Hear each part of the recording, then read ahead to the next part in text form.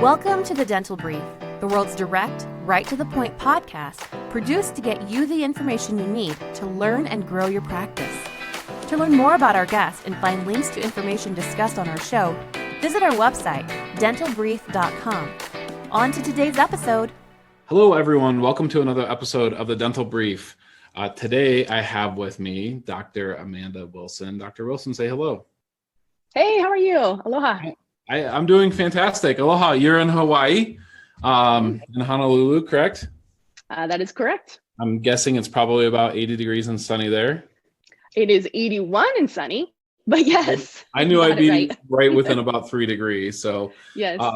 Glad to have you on the show. I want you to tell me, you jump right in. Tell us about how you got into dentistry, your area of specialty, and how you chose that area of specialty. Sure, definitely. Always wanted to be a dentist. Always was one of those weird kids that liked teeth. Loved going to the dentist. So it was kind of a no-brainer for me in college. Went to UCSF, which was actually my hometown school because I'm from the Bay Area. So that's University of California, San Francisco. Graduated in 2001 and then went on to do my residency at University of Connecticut, Department of Orthodontics. Got a certificate and an MDS, sorry, I get those confused too. Sure. And from then on, went on and did the normal orthodontics thing, had a practice, worked a couple different locations in the Bay Area. And then the tech bust hit, in the around 2010-ish. And I started actively losing patients. It really changed just everything. And this was really pretty much before Instagram and definitely before TikTok and before YouTube, really. Things were really different. There's a lot more opportunities now with marketing, I think, to get your practice up and running. Sure. But I was at that time, I decided to quote unquote retire and do something different. I got involved in product development and consulting, and I left my practice full time to do consulting in 2013. It's now 2021, and I'm still doing consulting and building appliances and doing something a little bit different. So in a nutshell, right now, I help, for the most part, general and pediatric dentists, as well as DSOs, launch and scale ortho in their practice. Awesome. So launch and scale ortho. It's a great topic. Why don't you talk about some problems that you see dentists that are trying to launch ortho in their practice, some things that they run into and commonly have? Sure. And I'll take a little step back first, because I like to, first of all, I don't want to upset any orthodontists that are listening to this podcast, because first of all, the doctors that I work with, they 100% refer to ortho. We all know that ortho initially 20 years ago was 100% referral-based specialty. Most general dentists and pediatric dentists did no ortho. They thought it was scary because it was brackets and wires, and they referred it out, right? Yeah. But since Invisalign really came up and running and started allowing general dentists to use their product, we realized that aligners actually are not that hard, and you can get a great outcome with them. And of course, since then, we've had millions of patients treated by direct to consumer. I won't comment on that today. That's not part of the topic. But, it's just like any other type of dentistry. If you're a general dentist or a primary care dentist, you can do specialty work, right? You can pull teeth, you can do root canals, you can do perio surgeries, and you can do ortho. So it's just a matter of knowing which cases to treat in-house and which cases to refer out. And that's part of the challenges that I help the doctors overcome a little bit. Yeah, and I appreciate you not jumping too deep into direct-to-consumer. We have some episodes that we've recorded that we can't release just because we don't want the liability. Well, I mean, full transparency, just to let you know my background, I did help to start Smile Direct Club, and I'll just leave it at that. What it was back in 2014 is different than what it is now in 2021. So I am not able to talk about it, but since people usually find out and they get upset, no reason to be upset, but I am very aware of what direct to consumer is and how it works and how it affects dentists. Yeah, and I don't want to say too much, but in my opinion, the direct-to-consumer market exists because of a lack of patient education. 100%. It exists because it exists, but also they found an opportunity. And, us orthodontists, and I put myself in that bucket, we weren't that open to virtual resources and what the patients wanted. We were always telling every patient that they needed 2 years of treatment and they needed braces, or they needed 2 years of full comprehensive Invisalign. And that's not what patients wanted. And, you know, industry and venture capitalists found a hole, they found an opportunity, and they capitalized on it. And, you know, shame on us as orthodontists for not having more open minds. And that's, I blame myself as well, you know? Yeah, that's, I think it's well said. So let's jump into some of these problems that you see that practices are having when they're trying to move forward in ortho. Sure. Well, the first thing, of course, is case selection. You have to pick the right case, make sure it's predictable, and you need to create an ideal treatment plan. And of course, this might be the hardest part. We do help doctors one-on-one if they've got questions on treatment plans.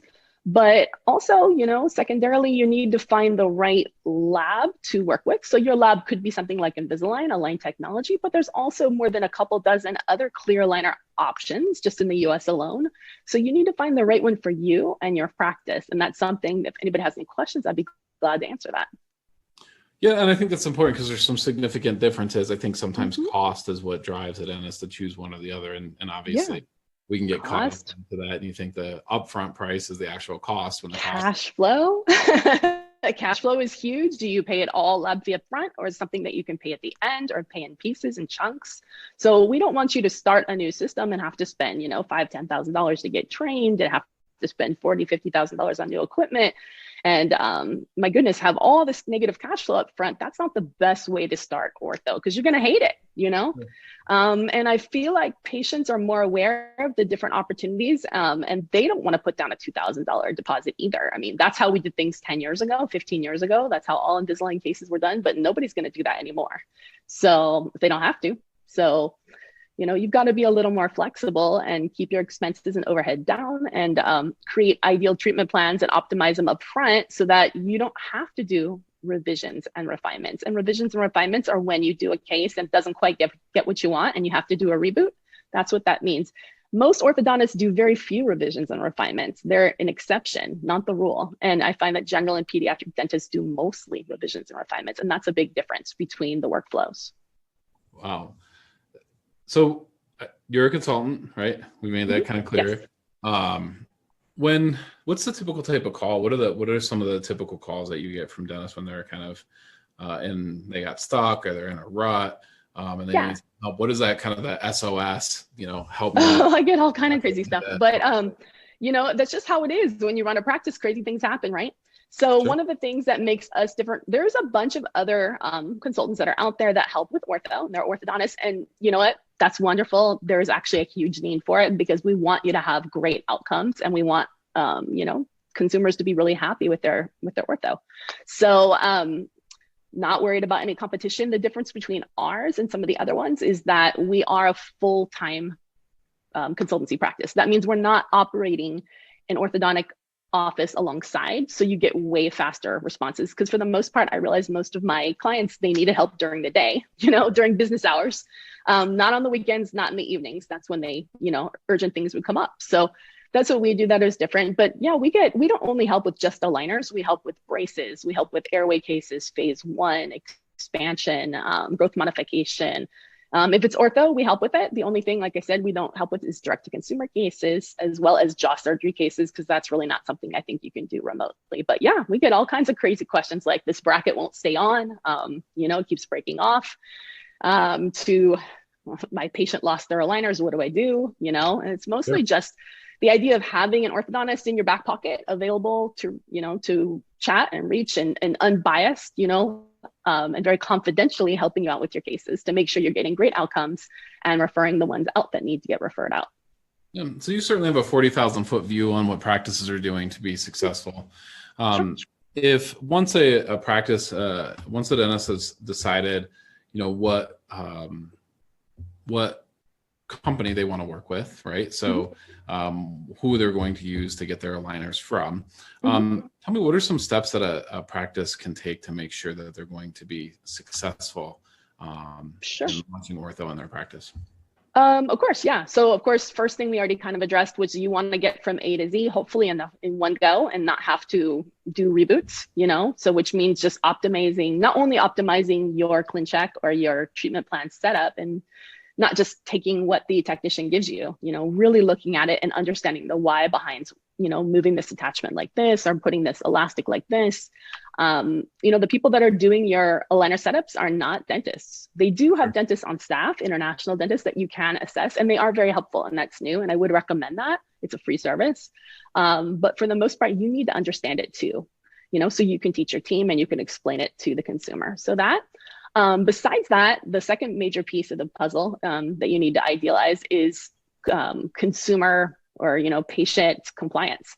And patients don't really understand the why behind how they wear it, how they put them on, and what tracking is. And I know you mentioned that you have been through aligners yourself, so that they need to fit really well. And if they don't fit really well, you're not going to get the outcome you want. So there's so many cool virtual resources that are out there for check-ins to making sure they're wearing them correctly. And I think since COVID, we're realizing more and more that patients don't always want to come into the office if they can do things virtually. And I think this is where this all ties in, from what you guys do at your team with marketing, just getting the word out there and finding these right consumers that are really excited to straighten their teeth and look awesome. Yeah, I'll tell you, I normally don't give marketing advice or any type of advice on the show, but you mentioned I am going through Clear Ortho right now. I'm 6.5 months in. I thought it was supposed to be 6 months. Looks like we're going to look at another 3 months worth of trays. That's pretty normal. Probably. Dennis is a great guy. Love him. So I'm happy with the process. I will tell you, over the holidays, it's been a little hard to be compliant. Right. Christmas Day is a fun day to, have food and drinks and all that and wear them. But I'll tell you, here's the thing. I'm a professional. I've should have had ortho when I was a child. Family didn't have the means or didn't want to spend the means in order for me to have braces. And I'm 46, so I just decided to get this year. And the reason why I got braces, or I should say clear aligners, in 2021 is COVID, or 20 was COVID. Because all of a sudden in March, I'm on Zoom meetings every single day, like you and I are now. And I'm on these meetings with dentists mostly, right? And all I'm doing is looking at my teeth nonstop, just looking at my teeth the whole time. And I'm actually not really focusing very well because I'm losing teeth. So anyway, or because I'm looking at my teeth. So here's my piece of advice. Look at trying to do follow-up consults on clear aligners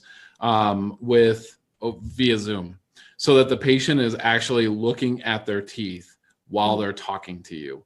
Night and difference, right? So what you're talking about, they can see it and they become very conscious about it.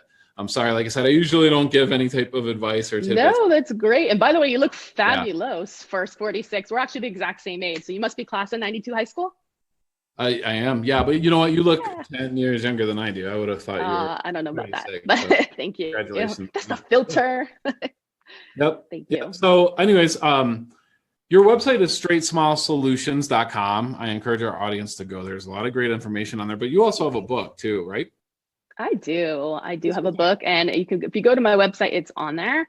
Okay. But I don't know if I'm allowed to do any giveaways on your podcast, but normally when I'm on podcast, I do offer giveaways. So feel free, if you want to do any contests, if you're allowed to, give me the name of, a few dentists that you're interested in. I'll be glad to send them a copy of my book.